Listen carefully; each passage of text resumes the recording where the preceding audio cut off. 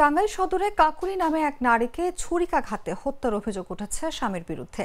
রোববার সকালে উপজেলার জেলখানা মোড় এলাকায় এই ঘটনা ঘটে। নিহত কাকুলি উপজেলার ইছাদিঘি গ্রামের আতিয়াপাড়ার বাসিন্দা। ঘটনার পর অভিযুক্ত মেহেদী হাসান পলাতক রয়েছেন। স্থানীয়রা জানান, মেহেদী হাসান ও কাকুলির মধ্যে দীর্ঘদিন ধরে পারিবারিক কলহ চলছিল। রোববার সকালে কথা কাটাকাটির এক পর্যায়ে মেহেদী ঘরের মাংস কাটার ছুরি দিয়ে কাকুলির শরীরে উপর্যুপরি আঘাত করেন। এতে ঘটনাস্থলে কাকুলির মৃত্যু হয়। ঘটনার পর মেহেদী বাসা থেকে পালিয়ে যান। খবর পেয়ে সখীপুর থানা পুলিশ ঘটনাস্থলে গিয়ে মরদেহ উদ্ধার করে ময়না তদন্তের জন্য টাঙ্গাইল জেনারেল হাসপাতালের মর্গে পাঠায়। এ বিষয়ে সখীপুর থানার ভারপ্রাপ্ত কর্মকর্তা বলেন, আইনি কার্যক্রম প্রক্রিয়াধীন রয়েছে। প্রাথমিক তদন্তে জানা যায়, দীর্ঘদিন যাবতে তাদের পারিবারিক কলহ বিরাজমান ছিল। স্বামী ঢাকাতে কোথাও কাজ করত, অর্থের বিভিন্ন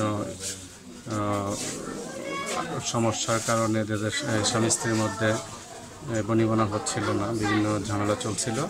যার পরিপ্রেক্ষিতে আজকে তার মেয়ের কাছে জানতে পারলাম, ঘরের মধ্যে রক্ষিত একটা ফ্রিজ তার বাবা মেহেদী বিক্রি করতে চাইছিল।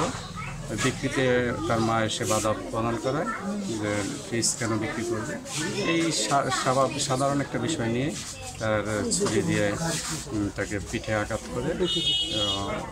প্রাথমিক ধারণা করা হচ্ছে যে অতিরিক্ত রক্তক্ষরণের কারণে এই কাকুলি।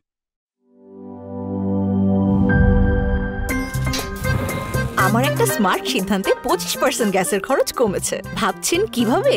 সাধারণ গ্যাস স্টোভ বদলে আমি এনেছি আরএফএল গ্যাস স্টোভ। এর সাইন্টিফিক নজল ও ব্রাস বার্নার ক্যাপ সমানভাবে তাপ ছড়িয়ে রান্না করে দ্রুত। তাই গ্যাসও বাঁচায় 25%, টাকাও বাঁচে 25%। আরএফএল গ্যাস স্টোভ নিরাপদ ও গ্যাস সাশ্রয়ী।